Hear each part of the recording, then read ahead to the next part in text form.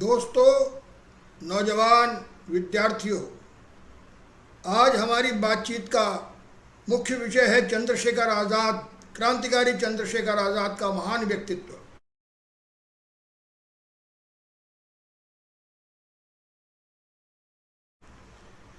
चंद्रशेखर आज़ाद दो क्रांतिकारी दौर के बड़े किरदार हैं।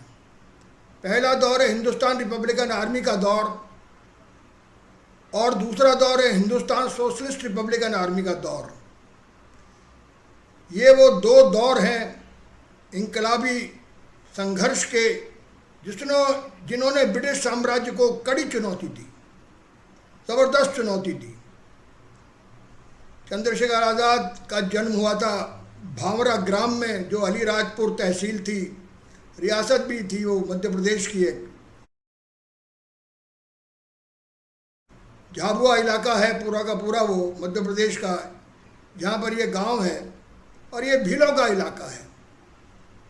चंद्रशेखर आज़ाद के पिता मूलतः उन्नाव जिले के रहने वाले थे। ये उन्नाव जिला उत्तर प्रदेश में है, लेकिन रोजी रोटी के कारण उनको जाना पड़ा मध्य प्रदेश के अलीराजपुर रियासत में, और वहाँ भावरा गांव में उनका ठिकाना बना। चंद्रशेखर आज़ाद के पिता का नाम था पंडित सीताराम तिवारी और उनकी माता का नाम था जगरानी देवी। बड़ा ही ज़बरदस्त बचपन भी है उनका। वो भीलों के साथ जाकर जंगलों में शिकार करते थे, जंगली जानवरों का तीरंदाजी सीखते थे। वो तीरंदाजी का जो गुण बाद में बहुत बड़ा उनका गुण बना, निशानेबाजी का, उसकी ट्रेनिंग, उसका प्रशिक्षण वस्तुतः उनके बचपन में हुआ था। उसी भावरा गांव के आसपास के जंगलों में उन भील बच्चों के साथ, जो आदिवासी भील बच्चे थे, वहाँ आदिवासी जनजाति भील रहती थी। बहुत मेहनत कश थे उनके पिता, बड़े स्वाभिमानी थे पंडित सीताराम तिवारी। चंद्रशेखर भी बड़े ही नटखट थे। उनका बचपन भी बहुत ही नटखटता में बीता। किसी बात पर उनके पिता नाराज़ हो गए, उनकी लड़कपन की आदतों के कारण। तो गुस्से में आकर चंद्रशेखर आज़ाद ने घर छोड़ दिया। उस समय उनका नाम चंद्रशेखर तिवारी होता था, आज़ाद नाम तो उनको बाद में मिला। चंद्रशेखर तिवारी नाराज़ होकर घर से बम्बई चले गए।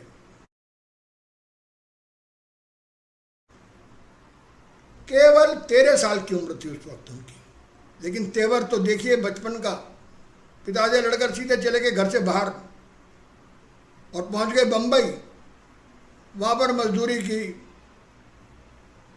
बहुत ही ख़राब हालात में जिए वहाँ, जैसे वहाँ के प्रवासी मजदूर जीते थे।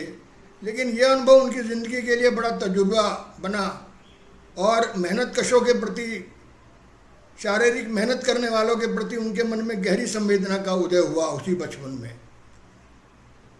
बम्बई से परेशान होकर, बम्बई के हालात से वो पहुंच गए बनारस और काशी विद्यापीठ में उन्होंने दाखिला ले लिया। उनके पिता बचपन में चाहते थे, उनसे कहा करते थे कि तुमको मैं संस्कृत पढ़ाना चाहता हूँ, और शायद उसी की वो बचपन की प्रेरणा होगी पंडित सीताराम तिवारी की कि वो काशी विद्यापीठ पहुँच गए। वहाँ पर अध्ययन करने लगे और वहाँ पर बहुत सारे शानदार लोगों के संपर्क में आए। वहाँ पर लाल बहादुर शास्त्री भी थे उन दिनों। बहुत सारे लोग उस समय काशी विद्यापीठ के अंदर उनके सहयोगी, उनके सहपाठी अध्ययन कर रहे थे।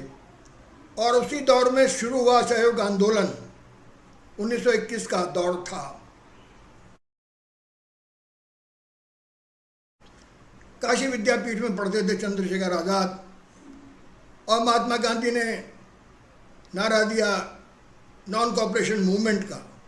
स्कूलों को बायकाट किया, विद्यालयों को बायकाट किया, और उसी संघर्ष में, उसी आंदोलन में चंद्रशेखर आज़ाद भी गिरफ्तार हुए। उस समय उनकी उम्र तकरीबन 14 वर्ष थी। जब उनको अदालत में पेश किया गया गिरफ्तारी के बाद, तो वो भी बड़ा रोचक किस्सा है, जिसके बाद उनका नाम चंद्रशेखर तिवारी से चंद्रशेखर आज़ाद पड़ा। जब मजिस्ट्रेट ने पूछा तुम्हारा नाम क्या है, तो उन्होंने कहा आज़ाद। उनके मजिस्ट्रेट ने पूछा तुम्हारे पिता का नाम क्या है? मेरे पिता का नाम है स्वाधीन। और तुम्हारी रिहाइश कहाँ है, तुम रहते कहाँ हो? तो उसने कहा मैं जेल खाने में रहता हूँ। इसका ऐसा निर्भीक और निडर और अनोखा उत्तर सुनकर मजिस्ट्रेट बड़ा हैरान हुआ कि 14 साल का बच्चा किस कदर कैसे जवाब दे रहा है मुझे। तो 15 बैंतों की सज़ा उनको मिली। एक बैंत जो थी, जो मारता था, बैंत मारने वाला पुलिस वाला, वो खाड़ उधेड़ देता था। कई बार चमड़ी उधड़ती थी, कई बार मांस भी उधड़ाता था। लेकिन चंद्रशेखर आज़ाद ने उन 15 बैंतों का जिस बहादुरी के साथ मुकाबला किया, वो भी अपने आप में एक इतिहास बन गया। वो हर बैंत के साथ महात्मा गांधी जिंदाबाद, भारत माता की जय हो, इंकलाब जिंदाबाद, साम्राज्यवाद मुर्दाबाद का नारा बुलंद करते थे। तो चंद्रशेखर आज़ाद उस वक्त गांधीवादी थे, गांधी से बड़े प्रेरित थे। गांधी के प्रति बहुत ही असीम श्रद्धा उनके मन में थी और उनकी उम्र थी सिर्फ 14 वर्ष। 1922 आते आते जब यह असहयोग आंदोलन वापस हुआ चौरी चौरा कांड के बाद, वो भी इतिहास का एक पृष्ठ है, आप विद्यार्थी हमारे जानते हैं कि चौरी चौरा में जब आगजनी हुई, पुलिस थाना जला दिया, तो महात्मा गांधी ने नॉन कोऑपरेशन मूवमेंट वापस ले लिया। इस बात से बहुत सारे साथियों को, बहुत सारे आज़ादी के दीवानों को बड़ा धक्का लगा। उनमें चंद्रशेखर आज़ाद भी एक थे। उनका मोह भंग होने लगा अहिंसक आंदोलन से और 1922 में बनारस में ही उनका संपर्क हुआ मन्मथनाथ गुप्ता से।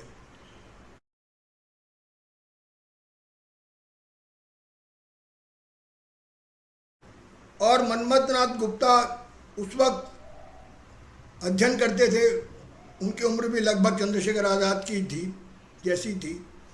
और वो एक क्रांतिकारी थे, सचिन नाथ सान्याल और जोगेश चंद्र चटर्जी।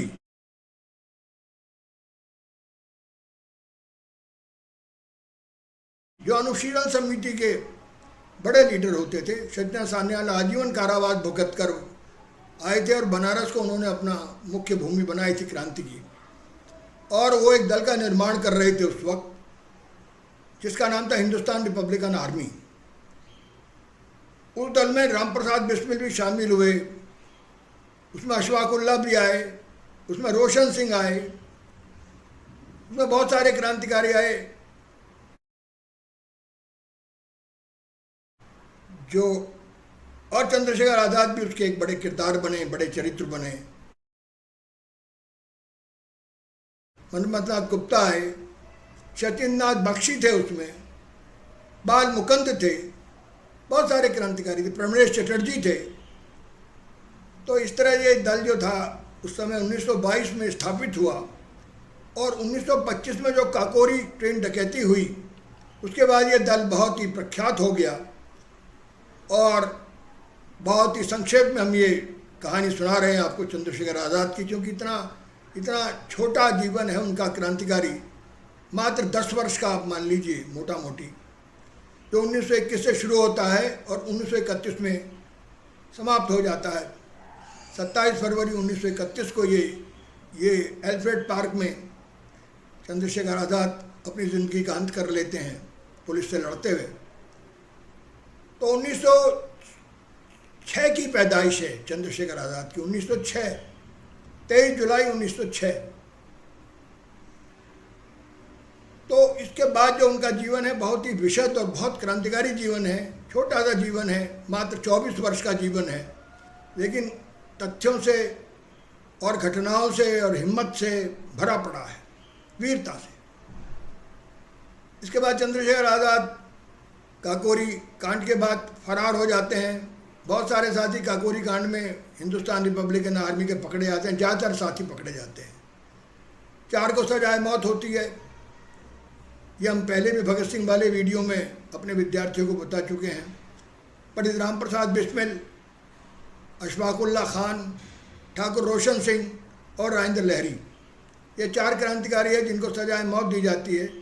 बाकी अन्य क्रांतिकारियों को आजीवन कारावास दिया जाता है, जिसमें बड़े क्रांतिकारी नाम हैं, जिसमें सचिननाथ बख्शी हैं, जिसमें मन्मथनाथ गुप्ता हैं, प्रमेश चटर्जी हैं, राम दुलारे हैं, बहुत सारे नाम हैं उसमें, तो हम ज़्यादा उसकी तफसील में नहीं जा रहे।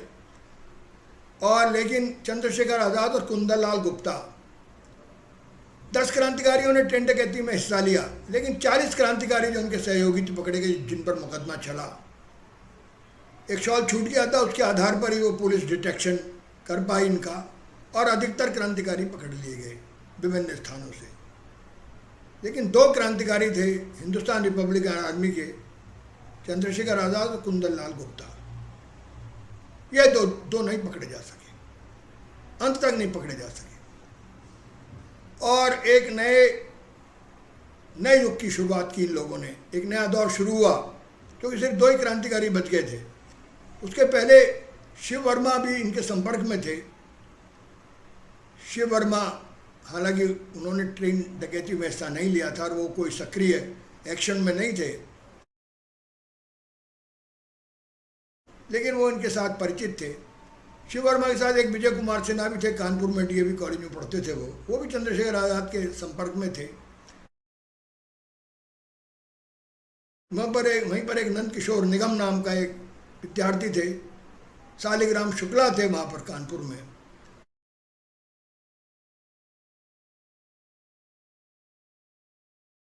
कानपुर एक बहुत बड़ा केंद्र था क्रांतिकारी आंदोलन का। यहाँ गणेश शंकर विद्यार्थी कांग्रेसी लीडर होने के साथ साथ क्रांतिकारियों के साथ सहानुभूति रखने वाले और उनको मदद करने वाले एक ऐसे क्रांतिकारी तेजस्वी पत्रकार हैं जिनका नाम इतिहास में अमर हो चुका है। चंद्रशेखर आज़ाद के वो बहुत निकट थे।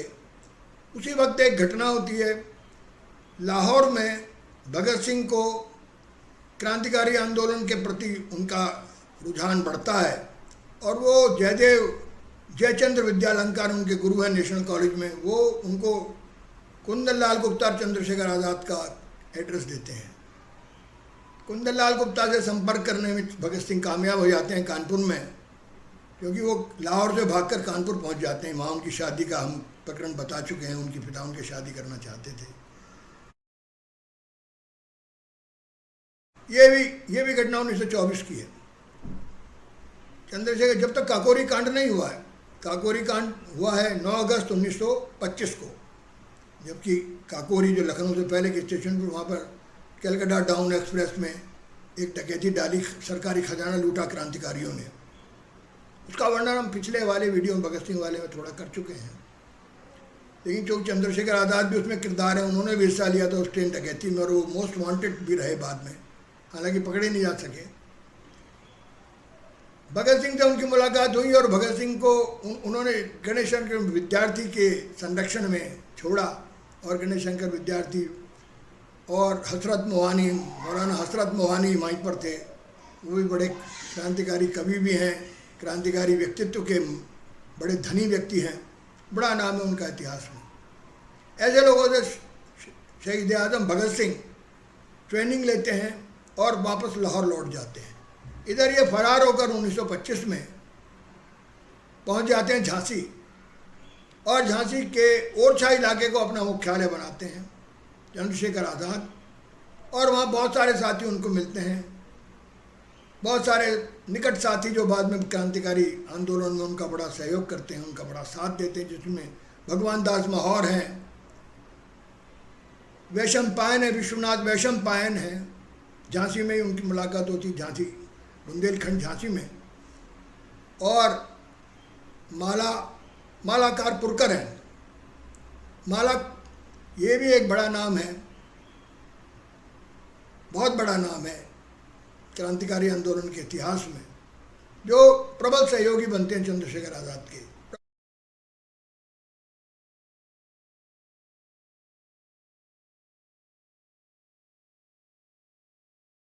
प्रबल सहयोगी। इसके बाद ये एक लंबा इतिहास है। वहाँ पर ये एक ब्राह्मण के वेश में अपनी फरारी काटते हैं, हरिशंकर अपना नाम धारण करते हैं, साधु वेश में रामायण पढ़ते हैं, एक मंदिर में रहते हैं, और लेकिन वहाँ पर क्रांतिकारियों को प्रशिक्षण देते हैं। बुंदेलखंड के कई इलाके में, दतिया में, इसमें लंबी विशद कहानी है। बहुत ही संक्षेप में हम आपको इसका वर्णन कर रहे हैं, क्योंकि इस वीडियो में जो हम विद्यार्थियों के लिए खासतौर से बना रहे हैं, विशेषकर जो सिविल सर्विस की तैयारी कर रहे हैं उनके लिए ये वीडियो हम बना रहे हैं। इसमें हम ज़्यादा बहुत उनकी ज़िंदगी के डिटेल्स में नहीं जा रहे हैं, वो तो बहुत लंबा विशद मैंने बताया उनके जीवन का इतिहास है जो कई तरह से लोगों ने लिखा है। संस्मृतियों में शिव वर्मा ने उसका वर्णन किया है। बलिदान नाम का एक पुस्तक में नंदकिशोर निगम ने उनका पूरा चरित्र बताया है। सिंहावलोकन में यशपाल ने, खुद भगवान दास माहौर और वैशंपायन ने, विश्वनाथ वैशंपायन ने यश की धरोहर में उनके चरित्र का वर्णन किया है।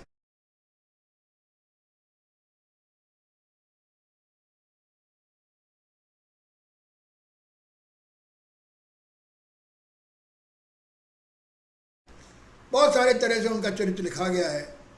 कई बार उन लोगों ने भी लिख दिया जो उनके युग के साक्षी नहीं रहे।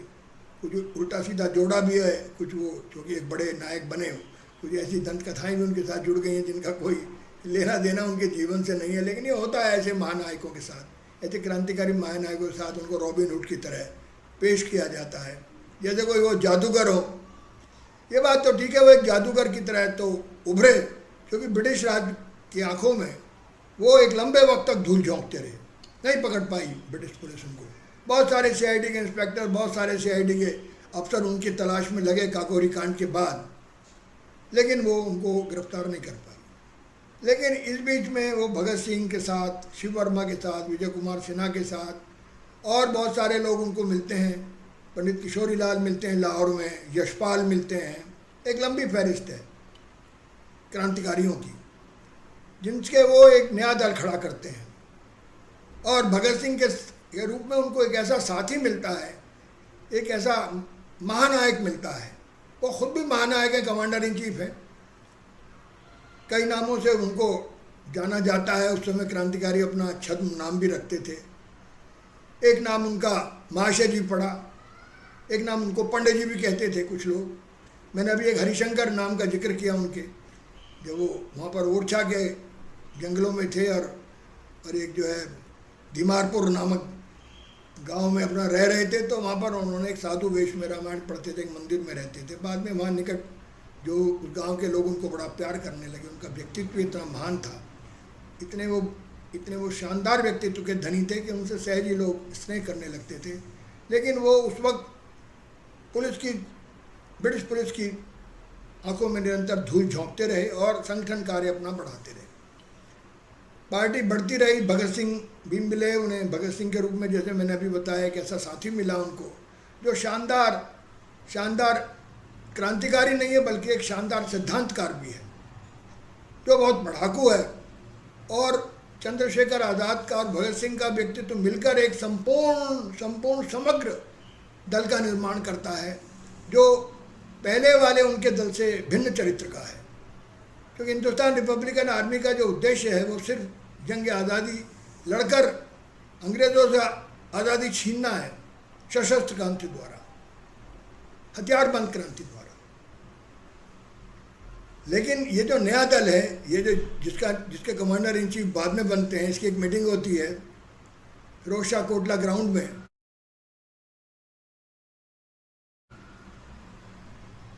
8 सितंबर को ये फैसला लिया जाता है, 2 दिन चलती है, 7 और 8 सितंबर को, कि इस दल का नाम बदलकर अब हिंदुस्तान रिपब्लिकन आर्मी के स्थान पर हिंदुस्तान सोशलिस्ट रिपब्लिकन आर्मी रख दिया जाएगा। क्योंकि हिंदुस्तान सोशलिस्ट रिपब्लिकन आर्मी अपना एक मकसद हिंदुस्तान में समाजवाद की, सोशलिज्म की स्थापना को भी बनाता है अंतिम लक्ष्य पर। समाज में फैली विषमता, ऊंच नीच, छोटा बड़ा, इस सब को खात्मा करके एक नया समाज बनाने का संकल्प भी हिंदुस्तान रिपब्लिकन आर्मी लेती है। हालांकि उस मीटिंग में सारे देश से लोग इकट्ठे होते हैं, महाराष्ट्र से भी आते हैं, पंजाब से भी आते हैं, बंगाल से भी आते हैं, मध्य प्रांत से भी आते हैं, उत्तर प्रदेश से भी आते हैं।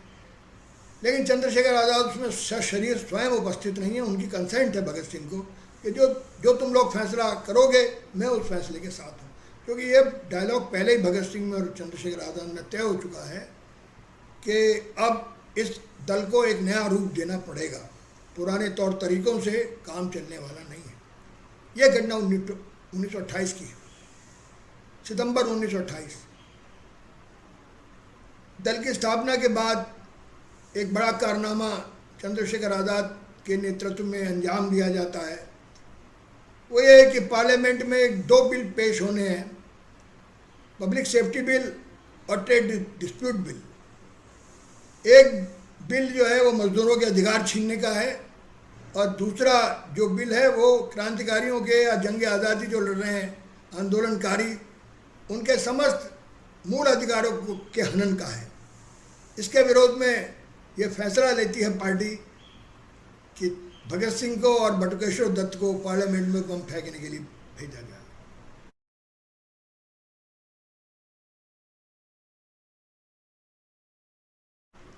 दोनों को भेजा जाता है। हालांकि उससे पहले विजय कुमार सिन्हा का नाम है भगत सिंह की जगह, लेकिन सुखदेव के तर्क पर और आग्रह पर भगत सिंह को भेजा जाता है। दोनों साथी गिरफ्तारी दे देते हैं। लेकिन इससे पहले एक और घटना होती है जिसका जिक्र बेहद ज़रूरी है। वो ये है कि बम फेंकने से पहले पार्लियामेंट में साइमन कमीशन के विरुद्ध एक प्रदर्शन होता है लाहौर में, जिसका नेतृत्व कर रहे हैं लाला लाजपत राय।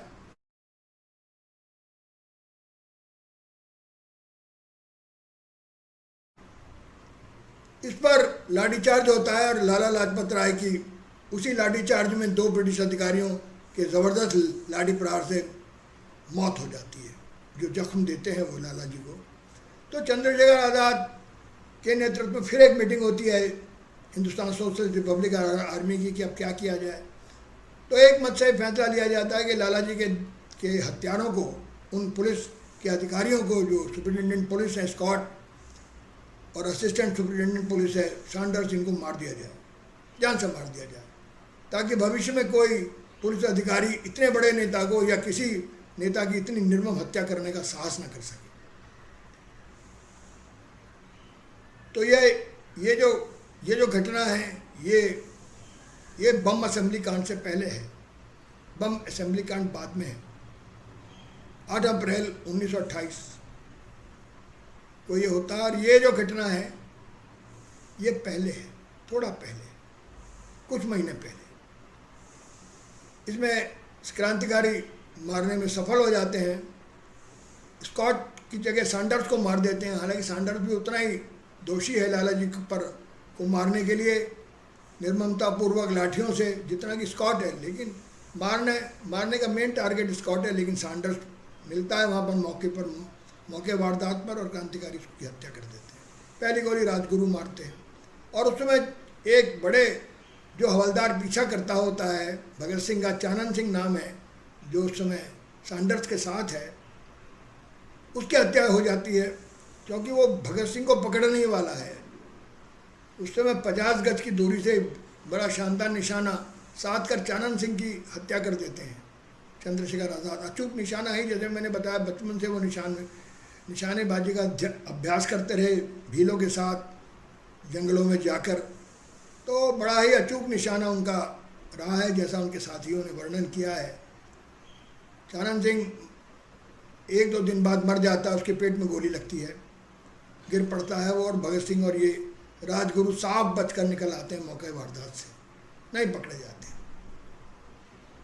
तो चंद्रशेखर आज़ाद का जो व्यक्तित्व है वो पूरे के पूरे दल का ज़बरदस्त नेतृत्व कर रहे हैं। भगत सिंह और उनके साथी उनका आदेश का अक्षरशः पालन करते हैं। हालांकि वो फैसले बहुत बहस के बाद, जैसे पार्लियामेंट में जब भेजा गया है भगत सिंह को, तो बड़ी बहस के बाद ये तय हुआ कि भगत सिंह जाएं। तो कोई तानाशाह की तरह उनका आचरण नहीं चंद्रशेखर आज़ाद का, बल्कि हाईली डेमोक्रेटिक लीडर जैसे होता है जो सर्वसम्मति से ही कुछ निर्णय करना चाहता है। अगर असहमति होती है तो फिर बहुमत के साथ खड़ा होता है वो, भले ही उसकी राजी होना हो। तो उनका पूरा व्यक्तित्व बड़ा अद्भुत है। वो व्यक्तित्व को सिर्फ पिस्तौल तक, बम तक, एक्शन तक नहीं सीमित रखा जा सकता। जैसे मैंने पहले ही बताया कि जो 8 सितंबर को ये फैसला हुआ है कि जो है हिंदुस्तान रिपब्लिकन आर्मी अब हिंदुस्तान सोशलिस्ट रिपब्लिकन आर्मी बनेगी, ये भी बड़ा महत्वपूर्ण फैसला है जिस पर सहमति है। चंद्रशेखर आज़ाद बड़ी लंबी बहस के बाद इस बात की अनुमति देते हैं कि दल का चरित्र बदल दिया जाए। तो चंद्रशेखर आज़ाद के व्यक्तित्व को समझने की अक्सर भूल की जाती है कि वो कोई, ज़्यादा कुछ लोग समझते हैं कि वो खाली कम पढ़े लिखे थे, तो संस्कृत पढ़े थे तो ज़्यादा उनको अध्ययन नहीं था। भगत सिंह बहुत ज़्यादा पढ़े लिखे थे, यशपाल बहुत पढ़े लिखे थे, शिव वर्मा हाईली एजुकेटेड थे, नंद किशोर निगम डीएवी में पढ़ते थे, उनके बहुत सारे साथी हाईली एजुकेटेड हैं। लेकिन चंद्रशेखर आज़ाद शायद इनमें सबसे कम पढ़े लिखे व्यक्ति हैं, क्रांतिकारी हैं, लेकिन सबसे ज़्यादा बड़े लीडर हैं, सबके कमांडर हैं। एक बलराज नाम भी है, जैसे मैंने बताया, उनको पंडित जी कहते थे, कुछ लोग महाशय जी कहते थे। पार्टी का नाम उनका बलराज था। जैसे भगत सिंह का पार्टी का नाम रंजीत था, रंजीत के नाम से भी उनको जाना जाता है। इसी तरह शिव वर्मा का नाम प्रभात था, और यशपाल को कला का हर क्रांतिकारी को एक निकनेम दिया जाता था। विजय कुमार सिन्हा को बच्चू के नाम से पुकारा जाता था। तो चंद्रशेखर आज़ाद का जो व्यक्तित्व है उसको समग्र रूप से हमें समझना चाहिए। मूँछों पर ताव देते हुए और हाथ में पिस्तौल लिए सिर्फ एक वो एक्शन ओरिएंटेड रिवोल्यूशनरी नहीं है, बल्कि वो बहुत बड़े थॉट ओरिएंटेड भी हैं। बहुत बड़ा दिमाग है उनके पास, जो इतने दिनों तक पुलिस बड़े बड़े सीआईडी के लोगों को धोखा देते हैं।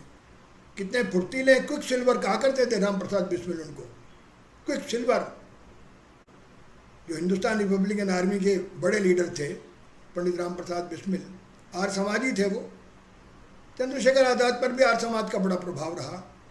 सभी जानते हैं काशी विद्यापीठ में भी वो आर्य समाजियों के बड़े संपर्क में थे, और आर्य समाज ने उनके व्यक्तित्व का निर्माण किया था। स्वामी दयानंद को वो बहुत मानते थे। बाद में वो सोशलिज्म के बड़े अनुयायी बने, लेनिन को और मार्क्स को भी वो मानते थे।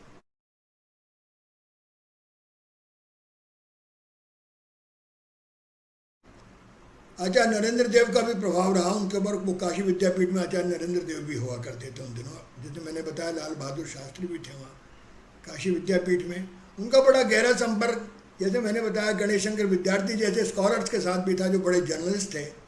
पंडित बालकृष्ण शर्मा नवीन के साथ भी उनका बड़ा संपर्क था। पंडित मोतीलाल नेहरू बहुत उनको मदद करते थे।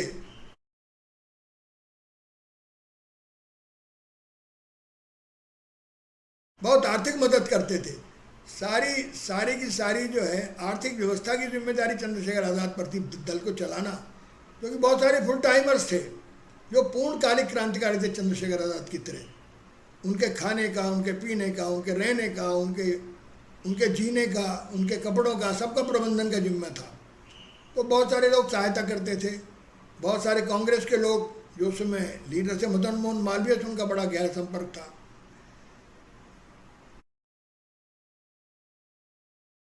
तो ये तो बाद में पता लगता है जब उनकी मौत होती है, कितने लोग उनके जो है अंत्येष्टि में पहुंचते हैं। कमला नेहरू भी पहुंचती हैं। तो एक व्यक्तित्व को जानने के लिए ये काफ़ी है, हमारे विद्यार्थियों के लिए बहुत ज़रूरी है कि जो इतना बड़ा लीडर है क्रांतिकारी आंदोलन का, वो खाली पिस्तौल वाला एक्शन ओरिएंटेड रिवोल्यूशनरी नहीं है, न केवल बमबाज है, बल्कि वो बहुत बड़ा संगठन करता है। वो बहुत बड़ा संगठन करता है। वो बहुत बड़ा ऐसा व्यक्ति है जो मनी भी मैनेज करता है, धन की भी व्यवस्था करता है पार्टी को चलाने के लिए। जैसे मैंने बताया, काकोरी ट्रेन डकैती सिर्फ इसीलिए हुई, सरकारी खजाना लूटा गया कि दल का खर्चा कैसे चले। कहाँ से आए हथियार, कितना एम्यूनिशन होता था चंद्रशेखर आज़ाद के पास, और किस तरह से लोगों से वो शेल्टर लेते थे। एक सुरेंद्र शर्मा नाम के एक साथी हैं रहे, उनके जो जर्नलिस्ट हैं, एक्शन रिवोल्यूशनरी नहीं है वो, लेकिन उनके शेल्टर पंडित वहाँ पर झांसी में मास्टर रुद्रनारायण का परिवार ऐसा था जैसे चंद्रशेखर का अपना परिवार। वो जहाँ जाते थे लोगों को अपना बना लेते थे। सिंपैथाइजर्स के साथ उनका इतना बढ़िया व्यवहार होता था। वो अपने साथियों के लिए बड़े कठोर होते थे, क्योंकि वो एक्शन ओरिएंटेड है। डिसिप्लिन के बड़े जो है बहुत ज़्यादा समर्थक थे, खुद बड़े हाईली डिसिप्लिन थे। एक मिनट का, एक पैसे का हिसाब रखना, एक पैसा व्यर्थ न करना। यशपाल से वो इसीलिए नाराज हो गए थे क्योंकि यशपाल ने पार्टी का डिसिप्लिन तोड़ा। प्रकाशो जो थी, प्रकाशवती थी लाहौर की, उससे शादी की उन्होंने बिना पार्टी की अनुमति के। उनको सजाए मौत का हुक्म चंद्रशेखर आज़ाद ने दिया। ये लंबी कहानी है, बहुत संक्षेप में मैं इसका वर्णन कर रहा हूँ। बाद में यशपाल ने माफ़ी मांगी तो इतने उदार हृदय भी थे कि उन्होंने माफ़ कर दिया। लेकिन जिस शख्स ने उनको मरवाया या गद्दारी की वीरभद्र तिवारी, उसको उन्होंने माफ़ नहीं किया, तो उसको पहचान गए थे वो। यशपाल को जिम्मा भी दिया गया था उसको मारने का, लेकिन यशपाल नहीं मार पाए थे। कैलाशपति को भी जिम्मा दिया गया, कैलाशपति भी उनके एक साथी थे, लेकिन कैलाशपति भी नहीं मार पाए। अंत में अंततोगत्वा वीरभद्र तिवारी उनकी हत्या कराने में सफल हो जाते हैं। एल्फ्रेड पार्क में इलाहाबाद के, जब वो मोतीलाल नेहरू से मिलने जाते हैं और उनसे मदद लेने जाते हैं, जवाहरलाल नेहरू उनको मिलते हैं वहाँ पर, जवाहरलाल नेहरू भी उनकी मदद करते हैं। ये तो इतिहास गवाह है, उनके साथियों ने लिखा सब। जिस तरह का अब हम लोग सोचते हैं कि ये गांधीवादी एकदम अलग थे, क्रांतिकारियों के विरुद्ध थे। हाँ, गांधी ने जरूर एक बार क्रांतिकारियों को कंडम करते हुए एक कल्ट ऑफ बॉम्ब नाम का एक आर्टिकल लिखा था, जिसके जवाब में चंद्रशेखर आज़ाद ने भगवती चरण वोहरा को कहा था,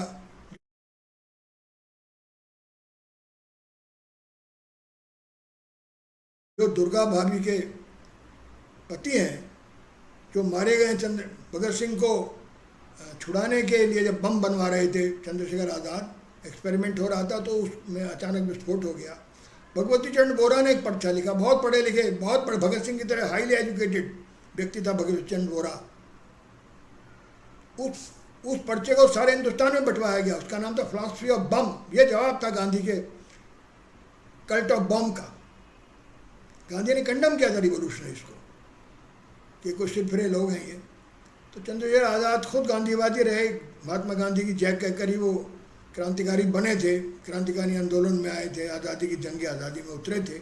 गांधी के प्रति उनकी मन में गहन श्रद्धा थी, लेकिन गांधी के इस लेख से उन्हें बहुत गहरा धक्का लगा और उसका जवाब क्रांतिकारियों ने दिया अपने पर्चे द्वारा।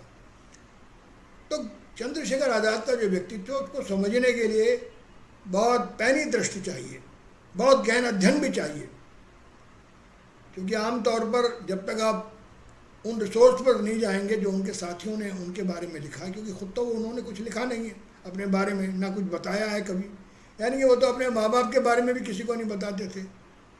थोड़ा बहुत उनके माँ बाप के बारे में, उनके जीवन के बारे में, कैसे उनके माता पिता ने बहुत गुर्बत में ज़िंदगी काटी, तो उनके साथियों द्वारा, जो झांसी के उनके साथी थे जिन्हें वो ले गए थे एक बार भावरा अपने घर, वो ही लिखते हैं। उन्होंने इस दल का इतना धन उनके पास रहता था, कभी एक ना पैसा अपने माँ बाप के लिए नहीं भेजा। उन्होंने कहा ये सब पैसा तो पार्टी के लिए है, ये तो जंग आज़ादी के लिए लोगों ने दिया है, कोई मेरे परिवार के लिए थोड़ा ना दिया। कितना उच्च नैतिक चरित्र आप देखिए, क्या क्वालिटी थी, किस तरह जब वो जहाँ भी रहते थे किस तरह महिलाएं अपने को सुरक्षित महसूस करती थी। इस दल में महिलाएं भी थी।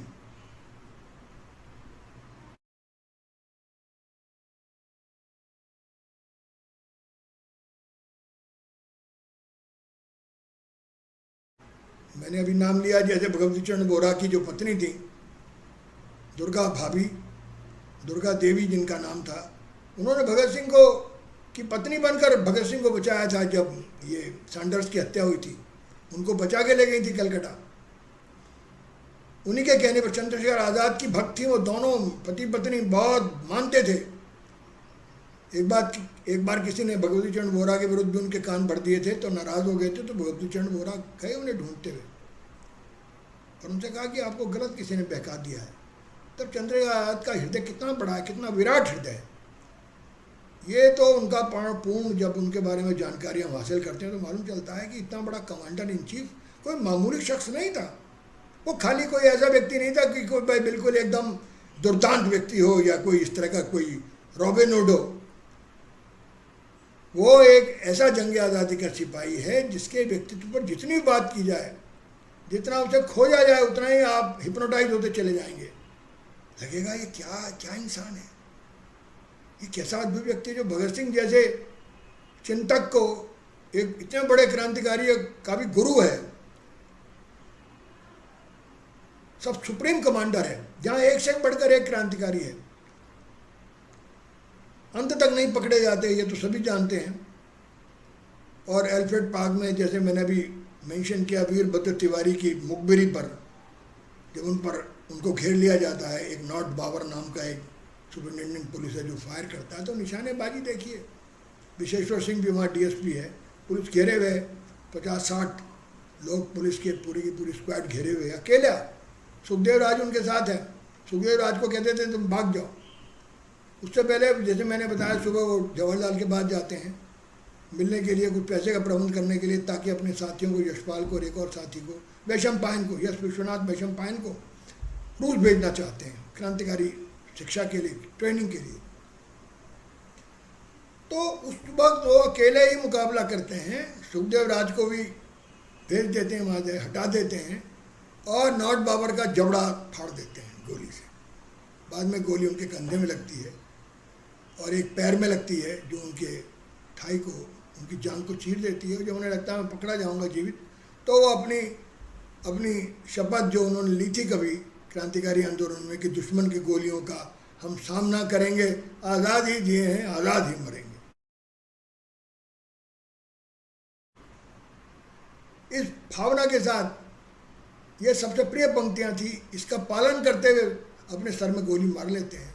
बाद में पुलिस उनको कई गोलियां मारती है जब वो खुद अपने गोली मार लेते हैं। लेकिन जो सच है, जो सत्य है, वो यही है कि वो अपनी कनपटी में गोली मारकर अपना जीवन का अंत कर लेते हैं। उनके अंत्येष्टि के लिए बहुत सारे लोग आते हैं। मदन मोहन मालवीय अपने बेटे को भेजते हैं, उनकी लाश को, जो उनकी मृतदेह है उसको लेने के लिए कमला नेहरू जाती हैं वहाँ। और बहुत सारे बड़े लोग हैं वहाँ पर जो इलाहाबाद पहुँचते हैं, बनारस से भी बहुत लोग आते हैं। और ये अंत्येष्टि इलाहाबाद के संगम तट पर संपन्न होती है और एक ऐसे जीवन का अंत होता है जो सिर्फ 24 साल में एक इतिहास रच जाता है क्रांतिकारी आंदोलन का, सिर्फ 24 साल में। 1931 में उनका अंत होता है, 1906 में उनका जन्म है।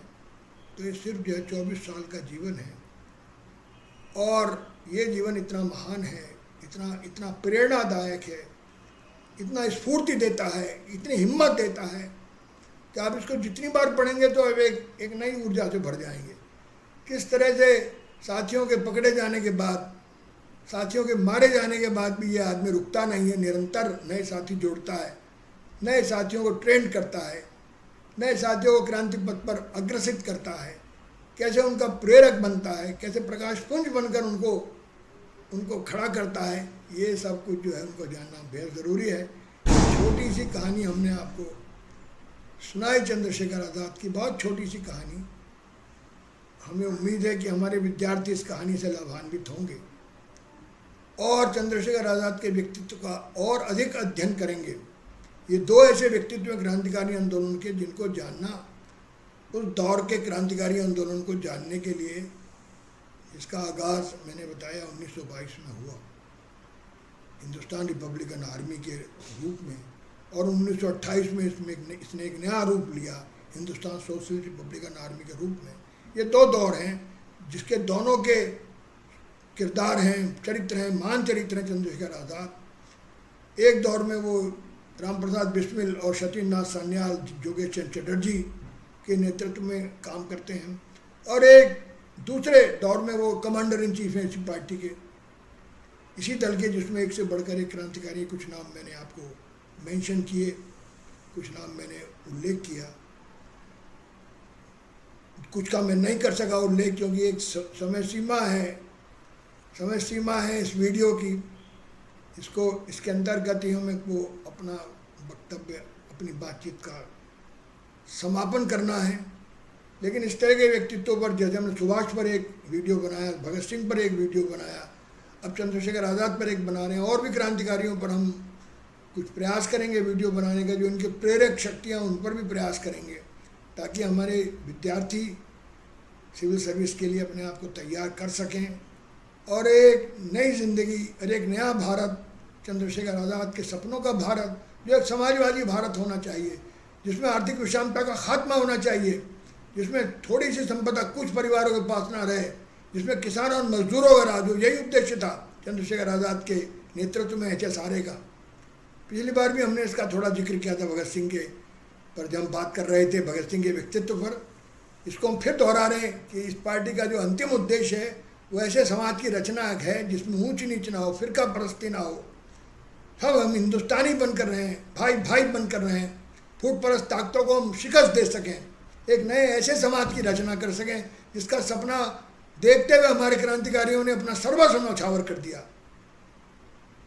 अपना शानदार जीवन, अपना तेजस्वी जीवन, उसको वो आराम भी से भी काट सकते थे। बिस्मिल ने गीत लिखा जिसको आज़ाद बहुत अक्सर गाते थे, भगत सिंह भी गाते थे, हम भी आराम उठा सकते हैं घर पर रहकर, हमको भी माँ बाप ने पाला था दुख सह सहकर, वक्त रुखसत अरे इतना सा भी ना आए कहकर, आँख से आंसू अगर बहे रुख से बहकर, तिफलिन को ही समझना जी के बहलाने क्या, अपनी तकदीर में पहले से ही गम रखा था, रंज रखा था, मिहन रखा था, गम रखा था, किसको परवाह थी और किसमें ये दम रखा था।